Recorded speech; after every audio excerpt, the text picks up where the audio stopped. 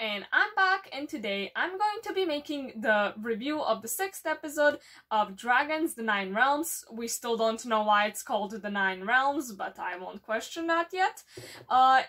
This is the end of the first season. So let's just get into it. So this episode, I feel like I kind of had higher expectations than what it actually presented me with. I'm not saying that it's bad. It's not a bad episode. It's just I expected a bit more, but I guess they did have a very little amount of time to actually make this. In the first 5 episodes, I mean, the first was introduction, and then the other 4, each episode was centered around one character and their dragon, which makes sense. So we start pretty much by seeing an earthquake, like a very big one. I love how they make the joke of the earthquake has an attitude. That's pretty funny. But then we come to this meeting.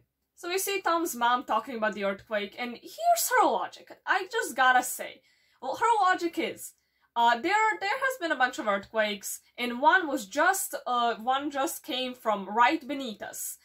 And why don't we, to fix all the earthquakes, go up and blow up the place that is shaking so it would stop shaking?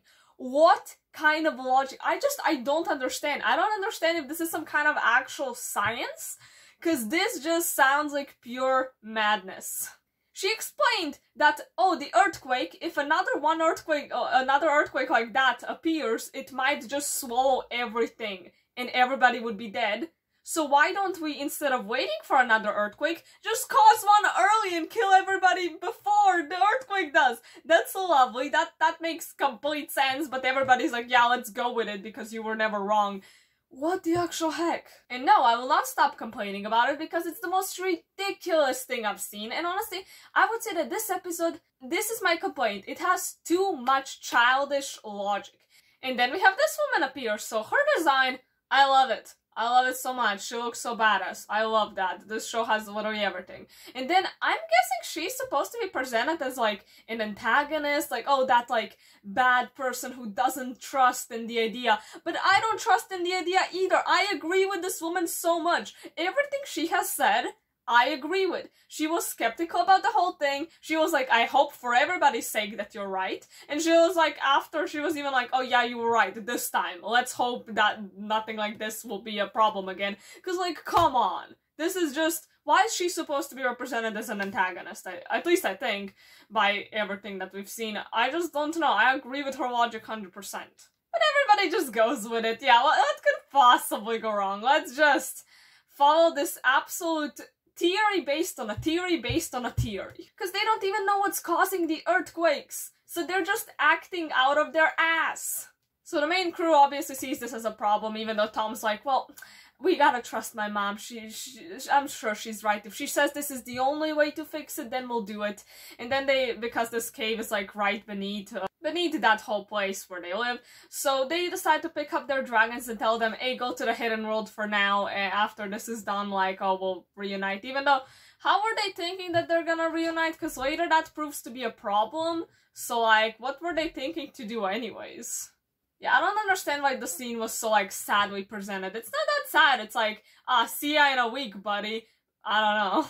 And then all the dragons leave, and I'm sorry, I know this had a low budget, but it's truly painful to sometimes watch these dragons fly. Because I have the expectations I came from watching How to Train a Dragon, and these dragons don't have nice animations, unfortunately, which is just, it's such a shame. This is why I think this show should get, like, a movie or something, because then it could have a bigger budget and the dragons could actually look, like, normal.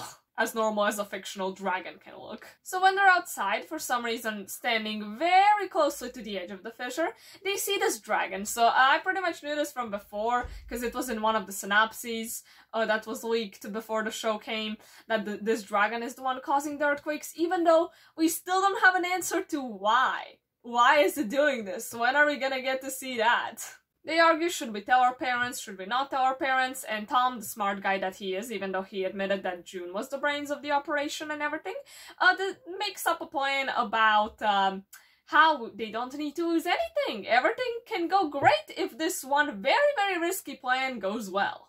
His plan is to go get the dragons so they'd sneak out, and I really like the fact that like Alex didn't go with them. She was more like helping them. She was like their eyes and ears from like her computer, which makes sense. I mean, then she like distracted the guard, even though I'm kind of confused about just the consistency. This episode has so much plot holes that it kind of hurts, and oh, it's bad. Because to get rid of this guard, she turns off the lights, but why can't the guard just go find a flashlight? And even if, yeah, oh, he's gonna like leave, no problem, wouldn't he like return in 5 minutes?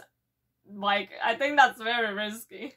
June and Tom decide to be the ones to go get the dragons, and the angel is the one that was like moving the machine for that.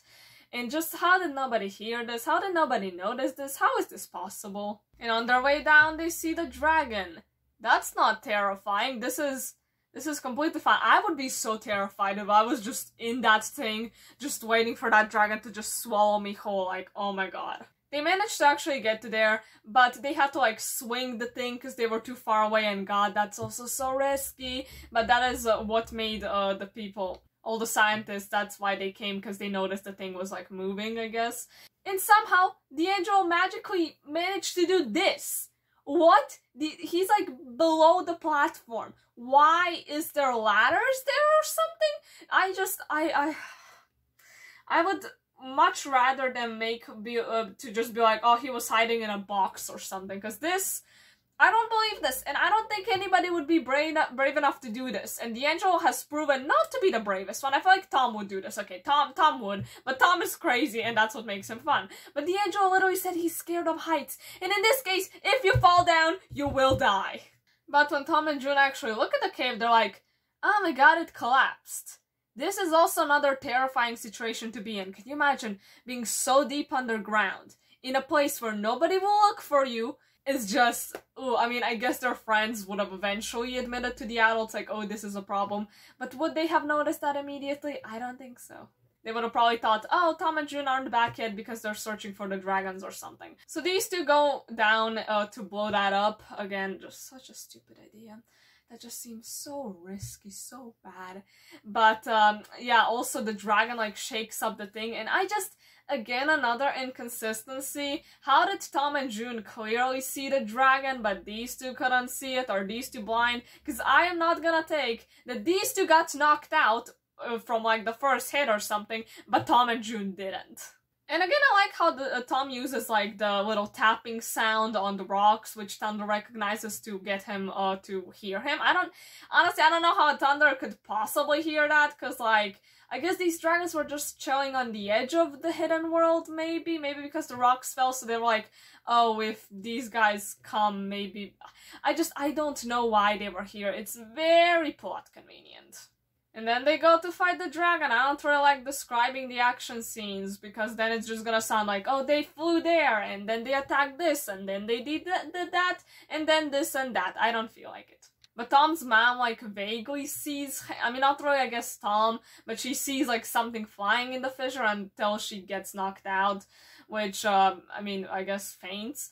But, I mean, that was pretty close, I guess. And Alex finally joins the battle, which, I like how they were like, when Tom asked, like, where's Alex? And June was just like, she's a walker, not a flyer. I like that. But the big scary dragon is sensitive to sound, which makes sense, because they pointed out that it was probably either blind or partially blind, which we can see by its eyes, which makes a lot of sense if it lives, like, down in the ground. But they managed to fight the dragon, and when the dragon is falling, it, like, catches Thunder and Tom.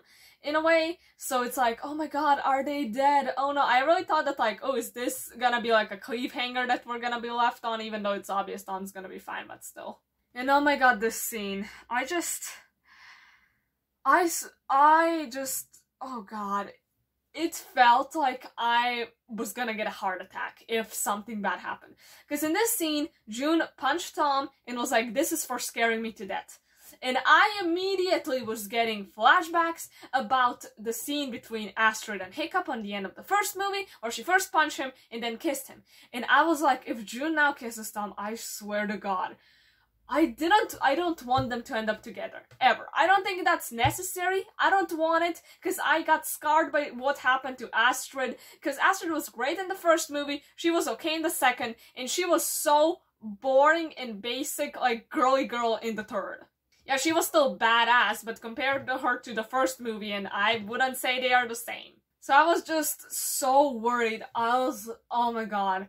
But then Tom was the one like, oh, but what about everything else? And June just smiled and like didn't do anything. She was just like, ah, you're such an idiot, but you're great. So I mean, that's kind of how I feel about Tom. It's like, you're such an idiot. I don't know how you're not dead yet, but that's what makes you fun. So they're pulling parallels from How to Train Your Dragon, but I'm just glad. I'm just so glad that that moment didn't replay like in the end of the first movie, because that could have spiraled out of control. June could have become the basic girly girl and Tom could have become less interesting. I don't know. I mean, he's interesting. I don't know how could you destroy his character, maybe by making him completely like just a dumbass. When they come into the cave, everybody like slaps their hand on the rock because like we're protectors of dragons or something like that. And then Thunder makes this symbol. What? And how? And what the actual heck? What is happening? How did we get the How to Train Your Dragon logo? Like, what the actual hell? How did this happen? I don't understand. My theory could be that because Thunder is a Nightlight, a descendant of all the, I guess, of the Toothless and the Light Fury, it could be that Toothless taught his children how to draw this, even though how could he draw it with a thunder blast? And Tom notices that the same symbol is on his Viking helmet, which I guess is pretty cool, but also I want some explaining. So yeah, that would be pretty much it. I hope you enjoyed this video, and bye.